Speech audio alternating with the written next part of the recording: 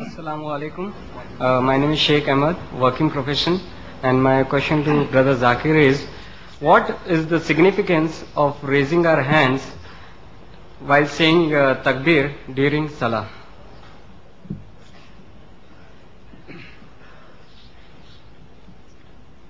The brother asked a question that what is the significance of raising the hands when we say takbir in Salah? Hands are a symbol of power and force. When we Muslims raise the hand in Salah, it mainly signifies three things.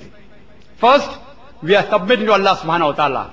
By raising our hands, we are signifying so as to say that, oh Allah, I submit to you. Like how when we want a person to surrender, we say hands up.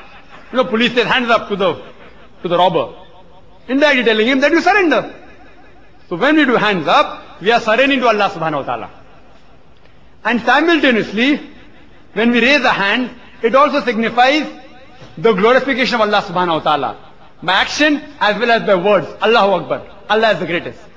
And besides that, when we raise a hand and fold it over the chest, we are giving a signal that I am facing my back toward the worldly affairs and giving up everything to concentrate on the worship of Allah subhanahu wa ta'ala. Hope that answers the question.